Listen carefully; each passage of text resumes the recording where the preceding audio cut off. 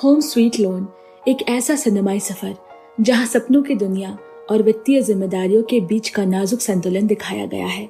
कहानी के केंद्र में एक साधारण परिवार की यात्रा है जो अपने सपनों के घर को पाने के लिए मुश्किलों, चुनौतियों और अनगिनत उतार चढ़ाव का सामना करते हैं। इस यात्रा में केवल आर्थिक लेन देन नहीं बल्कि विश्वास, पारिवारिक प्रेम और आत्मसम्मान की भी परीक्षा होती है। दोस्तों, ये इंडोनेशियन फिल्म 2024 में रिलीज हुई थी। इस फिल्म को 8.1 की IMDb रेटिंग मिली है, तो आप समझ ही सकते हैं कि आज की कहानी कितनी बेहतरीन होने वाली है। तो ऐसे में कहानी शुरू करने से पहले अगर आपने चैनल को सब्सक्राइब नहीं किया तो पक्के से कर ले और इस वीडियो को एक लाइक भी जरूर दे, क्योंकि मुझे मालूम है कि ये कहानी भी आपके दिल की गहराइयों में उतर जाएगी। तो चलिए अब शुरू करते हैं। दोस्तों, हमारी कहानी की शुरुआत होती है कार्ल नाम की एक सीधी सादी लेकिन अंदर से बेहद मजबूत लड़की से। वो अपने परिवार और कुछ दोस्तों के साथ एक नए घर देखने जाती है। उम्मीद थी कि शायद इस बार एक ऐसी जगह मिलेगी जहां वो सुकून से सांस ले सके, अपने लिए एक छोटा सा कोना बना सके। लेकिन जैसे ही वो घर के अंदर कदम रखती है, उसकी उम्मीदें चकनाचूर हो गई।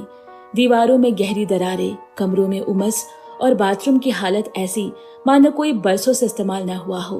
वो गहराई से सांस लेते हुए नजरें झुकाकर चुपचाप लौट आती है, जैसे एक सपना टूटकर बिखर गया हो। घर लौटने पर हम उसके परिवार की झलक देखते हैं। एक ही छत के नीचे कई लोग हैं। कार्ल की बड़ी बहन नित्या, उसके दो छोटे छोटे बच्चे केविन और लाला, उसका बड़ा भाई कानेंद्र और उसके माता पिता सब उसी घर में रहते हैं। हर कमरा भरा हुआ है, हर कोना किसी न किसी का है। लेकिन उस भीड़ में कार्ल खुद को सबसे अलग और अकेला महसूस करती है। एक सुबह का दृश्य है। नित्या अपने बेटे केविन को जरा सी बात पर सिर्फ नहाने को लेकर बुरी तरह डांट रही है। कार्ल एक कोने में खड़े होकर सब देख रही है, लेकिन कुछ कह नहीं सकती। उसे उस मासूम बच्चे पर तरस आती है और खुद पर भी कि वो इन सब का हिस्सा होकर भी कुछ बदल नहीं सकती। रात को कार्ल अपने बॉयफ्रेंड से वीडियो कॉल पर घर के हालात बताते हुए थोड़ी राहत महसूस करती है। लेकिन तभी कोई दरवाजा खटखटाता है। बिजली नहीं आ रही है, जरा देख लो क्या दिक्कत है। वो एक लंबी सांस लेती है और फिर फोन को साइड में रखकर फिर से घर की जिम्मेदारियां निभाने चल पड़ती है। अगले दिन ऑफिस में कार्ल अपने काम में डूबी हुई है। तभी उसकी दोस्त तनीषा आकर पूछती है, क्या B6 मीटिंग रूम खाली है? कार्ल बिना चेहरा उठाए कहती है, देखती हूँ। तनीषा उसके टिफिन से खाना उठाकर खा लेती है। कार्ल सिर्फ देखती रही, मना नहीं कर पाती। जैसे हर जगह उसकी इच्छा सबसे आखिर में आती हो। काफी मशीन पर काम करते हुए एक आदमी उसे कहता है, कार्ल मीटिंग के लिए दूध अरेंज कर दो। वो चुपचाप हामी भरती है और काम पर लग जाती है। तभी उसकी माँ का फोन आता है, बेटा केविन और लाला को अलग अलग रूम चाहिए, क्या वो तुम्हारा रूम ले सकते हैं? उसी वक्त एक सिक्योरिटी गार्ड पास से गुजरते हुए पूछता है, मैडम आपकी कुछ मदद कर सकता हूँ? कार्ल आदतन मुस्कुरा कर कहती है, हाँ जरूर। फोन पर माँ इस हाँ को अपने सवाल का जवाब समझ लेती है। कार्ल चाहकर भी विरोध नहीं कर पाती। जब ऑफिस में उसकी एक और सहकर्मी मिस मी लंच बॉक्स लौटाते हुए मुस्कुरा कर कहती है, तुम्हारे लिए रखा था, तो पहली बार कार्ल के चेहरे पर हल्की सी मुस्कान आती है। छोटी सी बात थी, लेकिन उसके लिए बहुत मायने रखती थी। कोई बिना मांगे उसे कुछ लौटा रहा था। शाम को जब वो थक हार कर घर लौटती है तो अपने ही कमरे में भांजे भतीजों को सोता देखकर गुस्से में माँ को बुलाती है। माँ उसे घर के नौकरों के पुराने कमरे में ले जाती है और कहती है, आज से यही तुम्हारा कमरा है। कमरा देखकर कार्ल का दिल टूट जाता है। ना ढंग की रोशनी है, ना हवा और ना ही आराम। वो थरथराते हुए आवाज में कहती है, यहाँ तो सोने की भी ठीक से जगह नहीं है माँ। माँ ठंडी हंसी में कहती है, तो बाहर लेट जाना, खुले आसमान के नीचे। कार्ल की आंखें भर आती है। अगर बारिश हो गई तो? माँ कहती है, जिस दिन तुम्हारी सैलरी आएगी उस दिन छत रिपेयर करवा देंगे। कार्ल अब बुरी तरह टूट चुकी थी। बोलती है, क्या मैं इस घर में बस एक नौकर हूँ? माँ समझाने की कोशिश करती है, ऐसा क्यों सोचती हो बेटा? जब तक सब अपने लिए घर नहीं ढूंढ लेते सबको एडजस्ट करना पड़ेगा। अब कार्ल का सब्र जवाब दे जाता है, कब तक माँ? शादी के कुछ महीनों तक रुकते तो समझ आता, पर अब किसी के बच्चे 6 साल के हैं, किसी के 7। अब तक तो कोई फ्लैट भी ले सकता था। माँ कहती है, कमला को देखो, उसका बिल्डर दिवालिया हो गया है, नहीं तो अब तक वो खरीद लेती। कार्ल गुस्से में कहती है, माँ वो 7 साल पुरानी बात है। और कानेंद्र का क्या? माँ उसका कंधा सहलाकर कहती है, बेटा ये घर सिर्फ तुम्हारा नहीं है, कमला और कानेंद्र का भी है, सबका बराबर का हक है।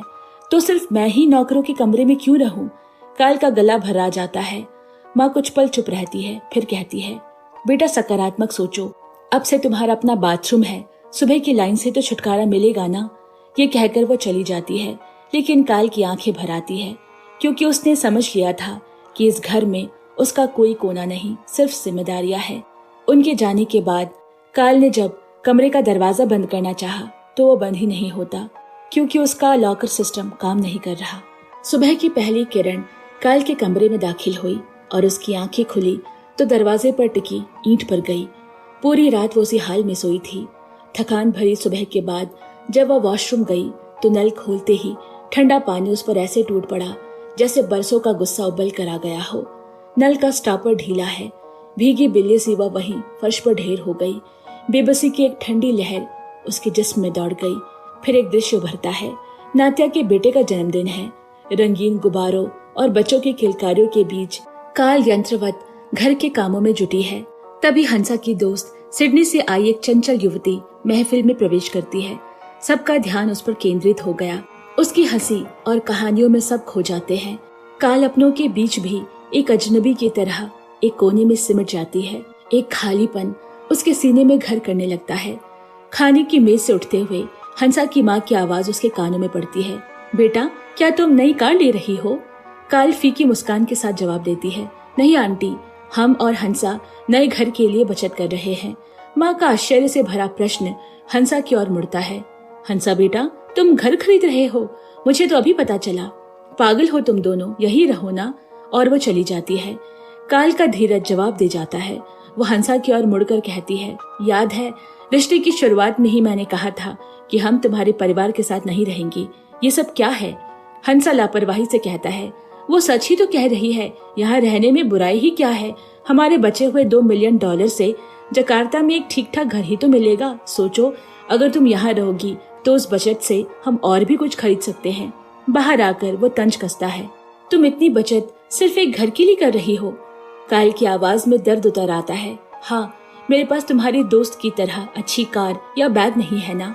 क्या मुझ जैसी साधारण इंसान एक घर भी नहीं खरीद सकती? जो तुम चाहते थे मैं वैसे नहीं बन पाई ना। कार चलाते हुए वो इन विचारों के बोझ तले फूट फूट कर रोती है। उसके आंसू गालों पर बहते हुए उसके सपनों को धुंधला कर रहे हैं।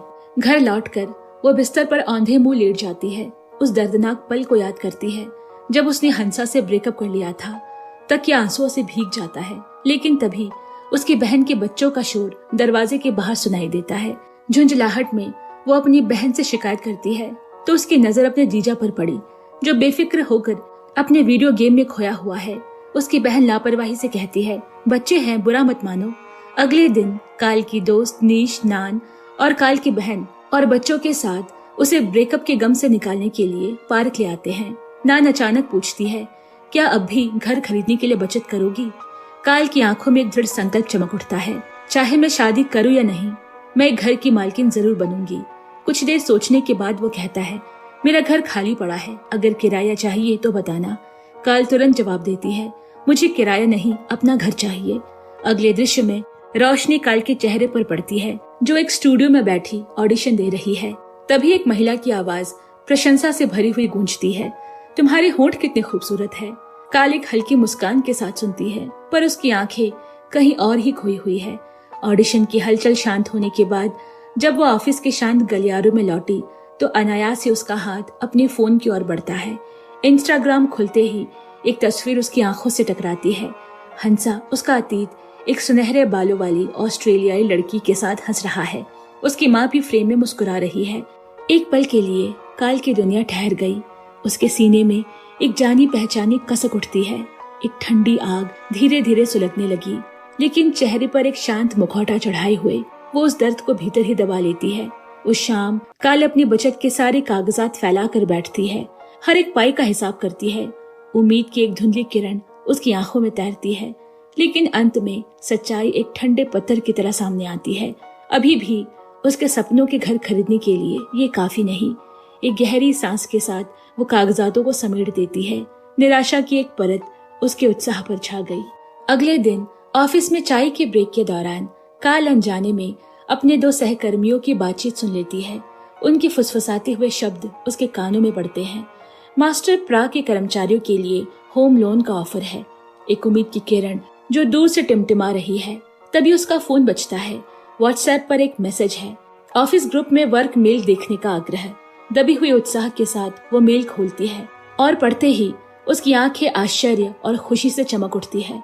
होम लोन, 7 साल का कार्यकाल, अविवाहितों के लिए भी, और कम से कम 7 मिलियन की सैलरी। एक अनियंत्रित हंसी उसके होठों से फूट पड़ती है और वो अपनी कुर्सी से उछल पड़ती है जैसे उसके पैरों में पंख लग गए हो। उत्साह से लबरेज वो फाइनेंस टीम के ऑफिस पहुंची। एक सदस्य मुस्कुराते हुए कहते हैं कि वह डाउन पेमेंट को कम करने की कोशिश करेंगे, बस उसकी सैलरी का एक छोटा सा हिस्सा हर महीने काटा जाएगा। ये सुनकर काल का चेहरा थोड़ा मुरझा जाता है। एक पल के लिए वो दुविधा में पड़ जाती है, लेकिन फिर उसके सपनों का घर उसकी आंखों के सामने तैर जाता है और वह दृढ़ निश्चय के साथ कह देती है, ये कीमत चुकानी होगी, वो जानती है, लेकिन ये उसके सपनों की नींव भी रखेगी। उसी शाम काल, नीश और ऑफिस का एक और सहकर्मी मिस्टर मी के आलीशान अपार्टमेंट में पहुंचते हैं। मी के शानदार फ्लैट को देखकर दोनों अवाक रह जाते हैं। हर कोना विलासिता और आधुनिकता का प्रतीक है, लेकिन काल उस चकाचौंध से अप्रभावित धीरे से कहती है, तुम इतने पैसे डाउन पेमेंट में लगाकर आराम से एक घर खरीद सकती थी और बाकी का किराया भरती रहती। मी कंधे उचकाती और लापरवाही से जवाब देती, मुझे घर खरीदने में बेहद झंझट लगता है, ये फ्लैट एकदम परफेक्ट है। काल उसकी पसंद पर हैरानी से देखती है। दोनों अलग अलग दुनियाएं, दो अलग अलग सपने। देर रात जब घर पर सब खाना खा रहे होते हैं तो काल के पापा उसे अपनी कार मांगते हैं अपने किसी दोस्त के यहाँ जाने के लिए। काल बिना किसी हिचकिचाहट के हाँ कह देती है। तभी उसकी माँ की आवाज में एक अनजाना सवाल तैरता है, इंस्टाग्राम में हंसा के साथ वो लड़की कौन थी? काल की प्रतिक्रिया रुखी और संक्षिप्त होती है। उसकी पार्टनर माँ फिर पूछती है, अपनी जिज्ञासा को दबा नहीं पाती, बिजनेस पार्टनर? काल का स्वर थोड़ा तीखा हो जाता है, जिसमें उसकी दबी हुई नाराजगी झलकती है। गर्लफ्रेंड। कमरे में अचानक सन्नाटा छा जाता है। हर कोई उस अप्रत्याशित खुलासे से स्तब्ध है। डिनर की थोड़ी देर बाद काल के भाई की गर्लफ्रेंड नात्या उसके पास आती है। उसकी आंखों में एक याचना है। वो जकार्ता में एक जमीन खरीदने के लिए कुछ पैसे उधार मांगती है और बदले में उस जमीन का 40% हिस्सा काल को देने का वादा करती है। काल उसकी बातों को ध्यान से सुनती है, पर उसके मन में संदेह के बादल मंडरा रहे हैं। नात्या के जाने के तुरंत बाद कमला का व्हाट्सएप पर एक संदेश आता है, जिसमें चिंता और चेतावनी भरी हुई है। क्या वो तुम्हारे पास पैसे मांगने आई थी? उसे पैसे बिल्कुल मत देना, वो विश्वास के लायक नहीं है। काल उस संदेश को पढ़कर और उलझन में पड़ जाती है। रिश्तों की जटिलता और धोखे की आशंका उसके मन को घेर लेती है। अगले दिन जब काल ऑफिस जाने के लिए तैयार होकर घर से निकलती है तो उसका भाई गुस्से में दरवाजे पर खड़ा मिलता है। उसकी आंखें नाराजगी से तिलमिला रही है और उसकी आवाज में कठोरता है, जो भी बोलना हो मेरे सामने बोला करो, नात्या के सामने नहीं। काल एक पल के लिए उसकी आंखों में देखती है और फिर बिना कोई जवाब दिए वहां से चली जाती है। उसके मन में घुटन और निराशा का भाव उमड़ रहा है। अगले दिन लंच के दौरान जब काल मी के साथ बैठी होती है तो मी अचानक उत्साहित होकर उसे बताती है कि उसने इंस्टाग्राम एड में एक अविश्वसनीय ऑफर देखा है। फातिमा वाड़ी में सिपेटे अपार्ट हाउस नाम का एक शानदार बिल्डिंग में $1 बिलियन का 50 स्क्वायर फीट का मकान मिल रहा है, जिसमें किचन और टॉयलेट मिलाकर 4 कमरे होंगे। काल को अपने कानों पर विश्वास नहीं होता। ये किसी सपने जैसा लगता है। मी तुरंत उसे इंस्टाग्राम पर वो विज्ञापन दिखाती है और काल बिना देर किए उस विज्ञापन के दिए गए नंबर पर कॉल करती है। दूसरी तरफ से रिनी नाम की एक महिला की आवाज आती है, जो पुष्टि करती है कि बिल्डिंग 50 स्क्वायर फीट की है और उसमें 12 स्क्वायर फीट का एक छोटा सा मकान 1.5 बिलियन में उपलब्ध है। ये सुनकर काल की हंसी छूट जाती है। ये ऑफर इतना बेतुका है कि उसे इस पर विश्वास ही नहीं हो रहा। वो हंसते हुए कहती है, बाद में बताएंगे, और फोन काट देती है। इसके बाद जब काल ऑफिस में अपने डेस्क पर काम कर रही होती है तो नान अचानक उसकी बचत के आंकड़ों पर नजर डालती है और आश्चर्य से चिल्ला उठती है, तुम ये कैसे कर लेती हो? मेरे पैसे तो सैलरी मिलते ही कुछ ही दिनों में खत्म हो जाते हैं, मुझे भी ये जादू सिखा दो ना। काल बस मुस्कुराती है। अगले दिन काल अपने बाथरूम में एक अजीब चीज देखती है कि बाल्टी में एक अंडरवेयर पड़ा हुआ है। इस पर गुस्से में आग बबूला होकर वो तुरंत उसकी एक तस्वीर खींचती है और उसे फैमिली ग्रुप में भेज देती है, क्योंकि उसका धैर्य अब जवाब दे रहा है। कुछ ही देर में उसकी बहन गुस्से में उसके कमरे में घुसती है। उसकी आंखें नाराजगी से लाल है। इसको फैमिली ग्रुप में भेजने की क्या जरूरत थी? काल का बरसों का दबा हुआ गुस्सा फूट पड़ता है। उसकी आवाज में कड़वाहट और निराशा भरी हुई है। मेरे कमरे पर कब्जा करने के बाद भी तुम्हारा पेट नहीं भरा? अगले दिन उम्मीद से भरी काल अपने दोस्त के साथ नए घर की तलाश में निकलती है। पहला घर में सब कुछ वैसा ही होता है जैसे उन्होंने सपना देखा था। हवा में एक सुकून भरा एहसास है, लेकिन तभी उसकी नजर छत पर पड़ती है। एक विशाल अजगर कुंडली मारे बैठा है, मानो उसके सपनों को डसने के लिए तैयार हो। डर और निराशा के एक झटके के साथ वो तुरंत वहां से निकल जाते हैं। अगले घर का नजारा उसकी सारी निराशा को पल भर में धो डालता है। ये इतना बड़ा और भव्य था कि उनकी आंखें विस्मय से फैल गई। एजेंट ने आत्मविश्वास से कहा, यहाँ आप लोग शांति से अपना काम कर सकते हैं। ये एकदम शांत इलाका है। लेकिन जैसे ही ये शब्द उसके मुंह से निकला, एक भयानक शोर के साथ बगल से एक तेज रफ्तार ट्रेन गुजर गई। उस शांति के दावे को चकनाचूर कर गई। और तभी नान ने कॉल को एक भयावह दृश्य दिखाया। घर की सीमा से सटा हुआ एक कब्रिस्तान, अनगिनत कहानियों का मौन गवाह। काल के चेहरे पर पसरी खुशी पल भर में उड़ गई। उसकी रूह सिहर उठती है। उस रात काल अपनी चारपाई पर लेटी हुई है, अनिश्चितता और थकान से घिरी हुई। अचानक छत पर एक भयानक बिल्ली की लड़ाई शुरू हो गई। चीखने और गुर्राने की आवाजें उसके कानों में गूंज रही है। और फिर अगले ही पल छत का एक हिस्सा टूट गया और दोनों लड़ती हुई बिल्लियां काल के बिस्तर पर आ गिरी। डर के मारे उसकी चीखें निकल गई। और वो रात उसने आंगन में बिताई, तारों के नीचे ठिठुरते हुए। नींद उसकी आंखों से कोसों दूर थी। अगली सुबह जब काल रसोई में खाना बना रही थी तो उसकी नजर नात्या के हाथों में एक बिल्कुल नए और शानदार बैग पर पड़ी। जिज्ञासावश उसने पूछा। नात्या ने लापरवाही से उसकी कीमत बताई, 1.5 मिलियन। काल हैरान रह गई। इतने पैसों में तो तुम आराम से एक जमीन खरीद सकती थी। नात्या ने सहजता से जवाब दिया, अरे हमने तो पहले से ही जमीन खरीद रखी है। काल को इस बात पर विश्वास नहीं हुआ। उसने दोबारा पूछा और सच्चाई जानकर वो अवाक रह गई। सफाई करते समय काल ने अपने पिता से पूछा, क्या ये सच है कि कनेंद्र ने जमीन खरीद ली है? उनके हाँ कहने पर काल ने हैरानी से पूछा, इतने पैसे कहाँ से आए? पिता ने बताया, उसकी कंपनी ने उसे लोन दिया था। काल ने निराश होकर कहा, कंपनी का होम लोन का ऑफर बहुत बेकार होता है, इसीलिए मैंने उसे नहीं लिया। उसके पिता ने उसे प्यार से समझाया, बेटा समय पर विश्वास रखो, एक दिन आएगा जब तुम्हारे मन की सारी बातें सच होगी। उस रात बस में घर लौटते समय काल की नजर टोल से कुछ दूरी पर स्थित एक घर के विज्ञापन पर पड़ी। सादगी और सुंदरता का अद्भुत मिश्रण। वो घर उसके दिल को छू गया। अगले दिन वो अपने दोस्तों को लेकर उस जगह पहुंच गई जहां उन्हें फैनी नाम की एक प्यारी सी लड़की मिली। घर को देखते ही सब मंत्रमुग्ध हो गए। नीस ने काल से पूछा, काल तुम्हें यह घर कैसा लगा? काल की आंखें भर आई। उसकी आवाज में गहरी भावना थी। ये बिल्कुल वैसा ही है जैसा मैंने हमेशा चाहा था। ये मुझे बहुत पसंद आया। उस रात काल ने अपने दोस्तों को मैसेज किया, उत्साह और थोड़ी सी घबराहट के साथ, दोस्तों क्यों न मैं डाउन पेमेंट के लिए ऑफिस से लोन लेकर ये घर खरीद लूं। जवाब में दोस्तों ने उसी घर की एक खूबसूरत तस्वीर भेजी। साथ में लिखा था, ये एकदम परफेक्ट होगा। ये देखकर काल की खुशी का ठिकाना नहीं रहा। अगले दिन ऑफिस में लोन लेने का आवेदन जमा करने के बाद उसने अपने दोस्तों के साथ मिलकर जश्न मनाया। लेकिन जब वो रात में घर पहुंची तो वहां पर पसरी खामोशी में कुछ अजीब था। सभी शांत बैठे थे, मानो किसी बुरी खबर का इंतजार कर रहे हो। क्या हुआ? काल ने पूछा। उसकी मुस्कान फीकी पड़ गई। उसे बताया गया कि कनेंद्र ने जो घर खरीदा था वो वास्तव में किसी और के नाम पर लिखा गया था। ये कैसे हो सकता है?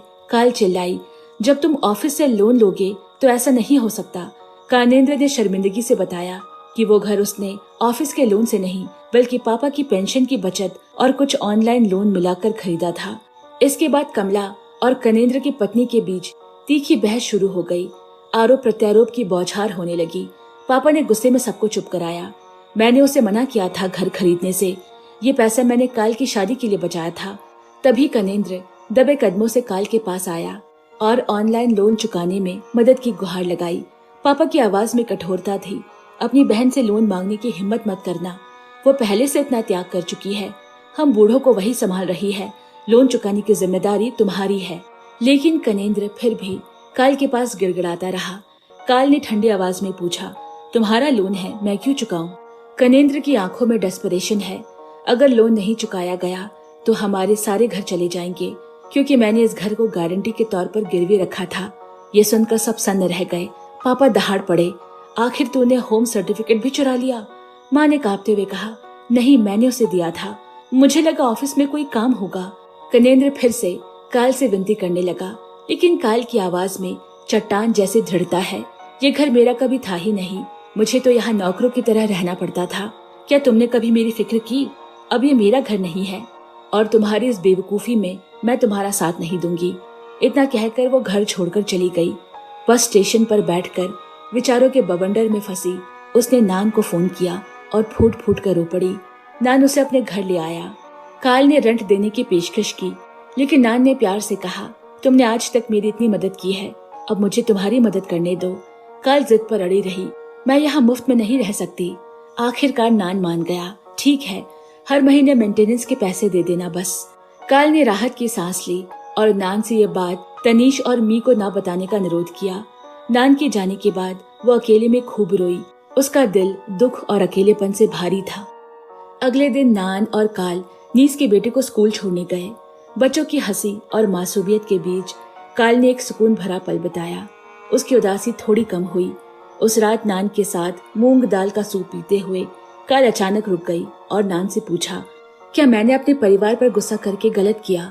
मैंने हमेशा उनके लिए सब कुछ किया। और इतना कहकर वो भावुक हो गई। नान ने सहानुभूति से कहा, अच्छा हुआ तुमने मुझसे ये बात बताई, क्योंकि आज तक तुमने कभी भी हमसे कुछ भी शेयर नहीं किया, बस हमारी बातें सुनी है। थोड़ी देर खामोशी के बाद काल ने नम आंखों से कहा, कितना अजीब है ना, एक परिवार कर्ज की वजह से बर्बाद हो गया। अगर मैं शुरू से स्वार्थी होती तो आज मेरी जिंदगी कहीं बेहतर होती। तभी उसका फोन बजा। होम क्रेडिट डिपार्टमेंट से कॉल था। फोन रखने के बाद काल ने नान को रोते हुए गले लगा लिया। मेरा होम लोन सर्टिफिकेट अप्रूव हो गया।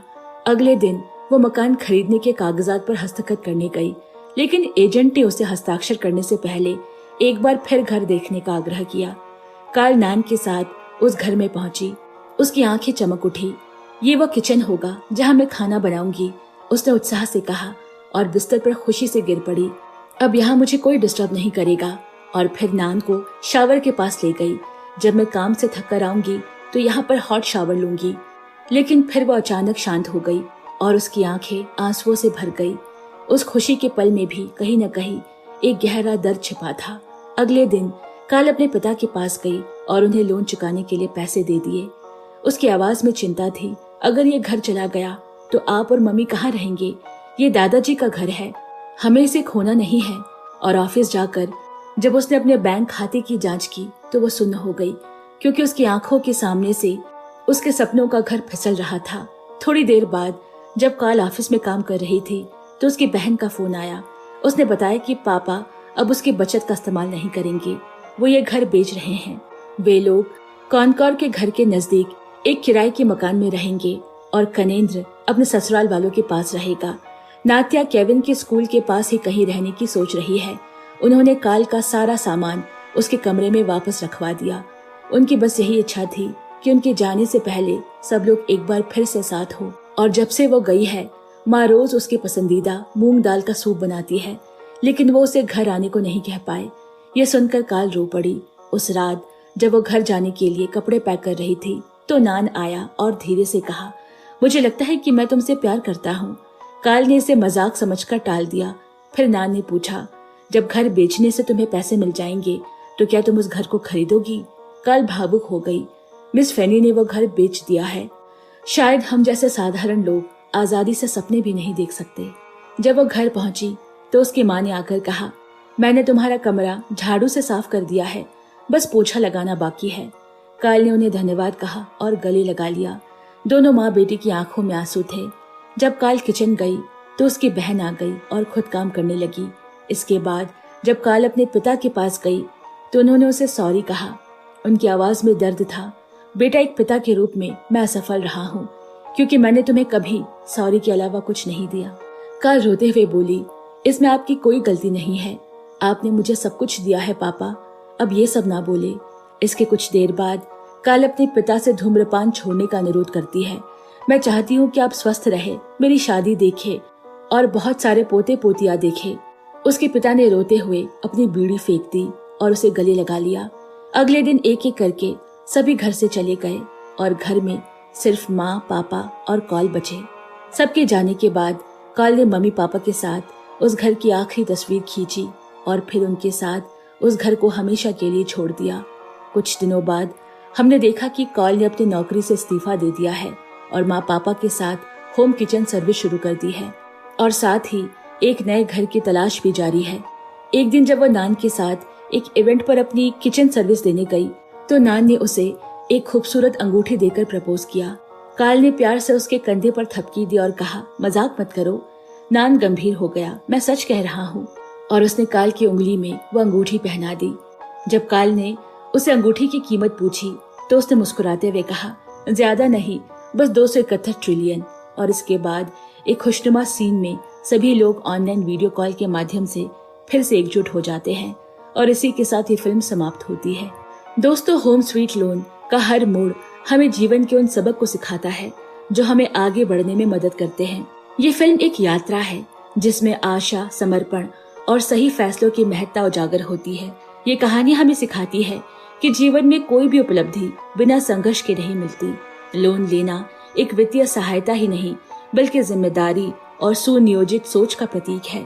साथ ही इसमें यह संदेश भी निहित है कि अपने सपनों के घर को पाने के लिए आर्थिक योजनाओं के साथ साथ अपनी भावनाओं और रिश्तों की देखभाल भी उतनी ही जरूरी है।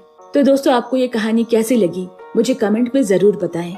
कहानी पसंद आई हो तो उसे लाइक करें और साथ ही हमारी हौसला अफजाई के लिए चैनल को सब्सक्राइब करना बिल्कुल ना भूलें। जल्द ही मिलते हैं और भी ऐसे दिल छू लेने वाली कहानियों के साथ। तब तक के लिए मैं आप सभी से विदा लेती हूँ। Bye bye and take care.